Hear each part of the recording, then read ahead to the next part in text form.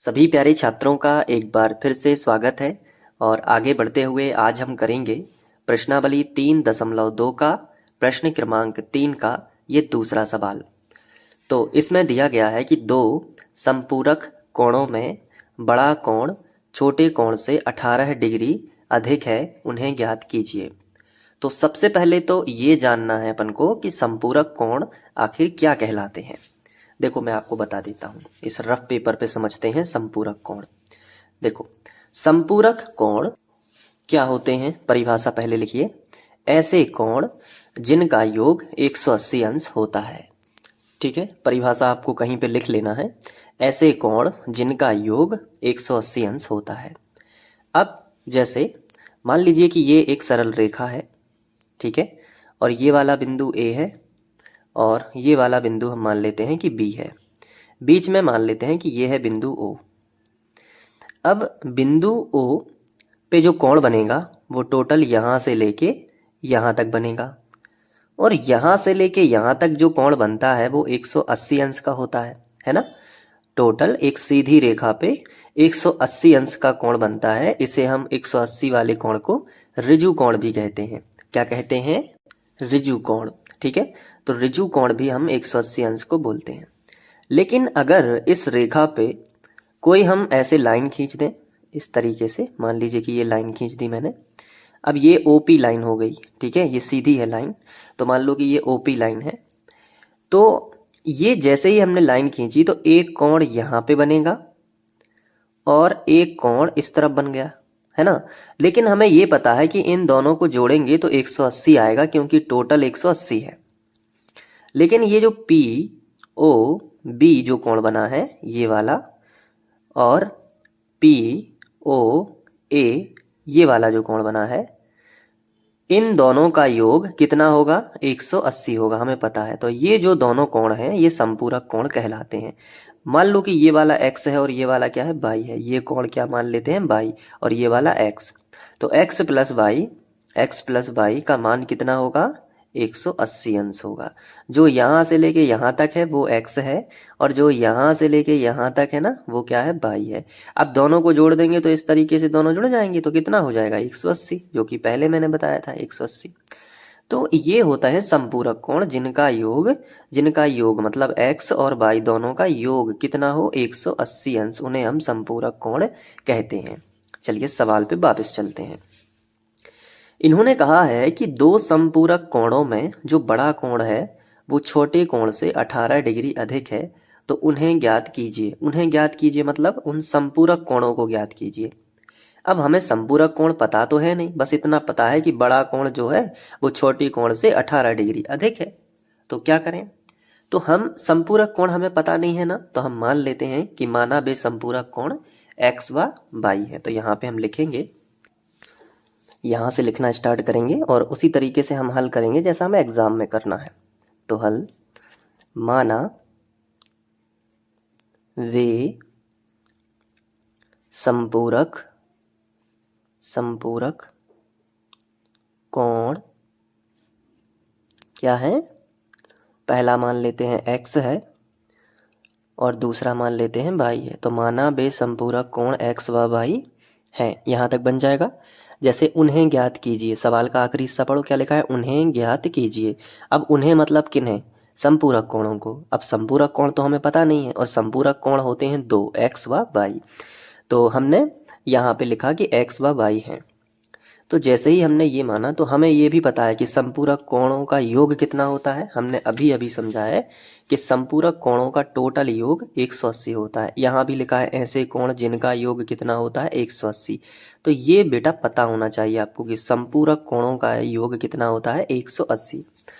तो अब हम यहाँ पे लिखेंगे कि संपूरक कोण x व y हैं। तो हम एक बात तो हमें पता है, हम लिखेंगे हम जानते हैं कि, ठीक है, क्या जानते हो आप? कि संपूरक कोणों का योग कितना होता है? 180। तो लिखेंगे संपूरक कोणों का योग बराबर कितना होता है 180। ये तो हम जानते हैं। तो अब क्या करेंगे, समपूरक कोण कौन कौन से हैं, x व y। तो हम लिखेंगे जो हमारे समपूरक कोण है x और y, और इनका क्या कर देंगे योग, कितना होता है 180 अंश होता है। तो ये हमने लिख लिया। अब इसे हम समीकरण 1 बना सकते हैं। अब आगे हम प्रश्न में पढ़ेंगे तो हमें दूसरी बात भी पता चल जाएगी। तो यहाँ पे हम लिखेंगे प्रश्नानुसार। प्रश्नानुसार। चलिए प्रश्न पढ़िए, क्या लिखा है प्रश्न में कि बड़ा कोण छोटे कोण से 18 डिग्री। अब बड़ा और छोटा है तो क्या करें फिर, तो अब यहाँ पे हम क्या कर लेते हैं कि जो x है इसे हम बड़ा मान लेते हैं और जो y है इसे छोटा। तो जब हमने लिखा था कि माना भी संपूरक कोण x व y है, तो यहाँ पे हम कंफर्म कर देते हैं, लिखेंगे कोष्टक में जहाँ, अब हम यहाँ पे डिसाइड कर देते हैं कि जो x है वो बड़ा है। ठीक है, x बड़ा है किससे, y से। ये हमने पहले से ही कंफर्म कर दिया कि जो x है वो बड़ा है किससे, y से। तो अब हम यहाँ पे एक काम करेंगे, बड़ा कोण मतलब x, ठीक है, तो छोटे कोण से 18 डिग्री अधिक है। तो पहले तो हम प्रश्नानुसार लिखेंगे, जो ये बता रहे हैं कि जो बड़ा कोण है ना वो छोटे कोण से, यानी छोटे कोण से कैसा है 18 डिग्री अधिक है। तो प्लस 18 कर दिया, यहाँ पे बीच में बराबर का चिन्ह लगा लिया। बड़ा कोण क्या माना है हमने x, जिस तरफ ये मुंह खुला रहता है ना उस तरफ बड़ी संख्या होती है, तो x बड़ा है। तो हमने यहाँ पे लिख लिया कि जो बड़ा कोण है वो है x बराबर छोटे कोण से यानी y से कितना है 18 डिग्री अधिक है। तो प्लस कितना कर लिया 18 कर लिया। ठीक है, अब इसके बाद ये जो y है इसका पक्षांतर कर लिया ताकि x y एक तरफ हो सके और संख्या एक तरफ हो सके। तो x माइनस वाई कर लिया, बराबर में कितना आ गया 18 आ गया। अब इसे हमने बना दिया समीकरण नंबर 2। ठीक है, तो ये हो गया आपका समीकरण 1 और ये हो गया समीकरण 2। अब हमें इसे हल करना है तो काफ़ी आसान है, प्रतिस्थापन विधि से करना है। तो हम हेडिंग डाल देंगे प्रतिस्थापन विधि से। ठीक है, यहाँ तक बन जाएगा ना जहाँ तक अभी किया है। अब आपको हेडिंग डाल देनी है प्रतिस्थापन विधि। अब प्रतिस्थापन विधि में क्या होता है आपको अच्छे से पता है। पहले हम दोनों समीकरण लिख लेते हैं। पहला समीकरण है x प्लस वाई बराबर 180, ये पहला समीकरण है। और दूसरा समीकरण है x माइनस वाई बराबर 18, ये दूसरा है। अब प्रतिस्थापन विधि कहाँ से शुरुआत करते हैं इसकी, समीकरण 1 से। तो लिखेंगे समीकरण 1 से। समीकरण 1 से क्या करते हैं, समीकरण 3 बनाते हैं। तो पूरा पहले तो समीकरण 1 लिख लो, x प्लस वाई बराबर 180। अब y वाले पद का पक्षांतर करना है क्योंकि x का मान हम समीकरण 1 से निकालते हैं और वही समीकरण 3 बनता है। तो हमने x बस लिखा और y वाले पद को उस तरफ ले जाएंगे। तो बराबर में सीधा 180 लिखा, और ये जो प्लस का y था ना इसको इस तरफ लेके आ जाओ तो माइनस का y हो जाएगा। ठीक है, समझ आ रहा है ना। x लिखा हमने, y वाले पद को छोड़ा, क्यों, क्योंकि उसका पक्षांतर करना है। तो छोड़ेंगे तो फिर सामने कौन मिला, बराबर मिला, 180 मिला, दोनों को लिख लिया। फिर जिसको छोड़ा था उसका चिन्ह बदल के यहाँ पे लिख दिया। अब देखो यहाँ पे कि x अकेला हो चुका है क्या, बिल्कुल x अकेला है, मतलब अब हम समीकरण 3 बना सकते हैं। ये देखो ये समीकरण 3 बन गया। अब जो x का मान आया है ना इसे हम समीकरण 2 में रखते हैं। तो यहाँ पे आगे लिखेंगे कि x का मान समीकरण 2 में रखने पर। ठीक है, तो चलिए रख लेते हैं। समीकरण 2 कहाँ पे है, ये देखो ये है समीकरण 2। जहाँ पे x लिखा है वहाँ पे 180 माइनस वाई लिखेंगे। तो लिख देते हैं 180 माइनस वाई एक्स की जगह पे, बाकी क्या है माइनस वाई बराबर 18। तो लिख लिया कि माइनस वाई और बराबर कितना लिख लिया 18 लिख लिया।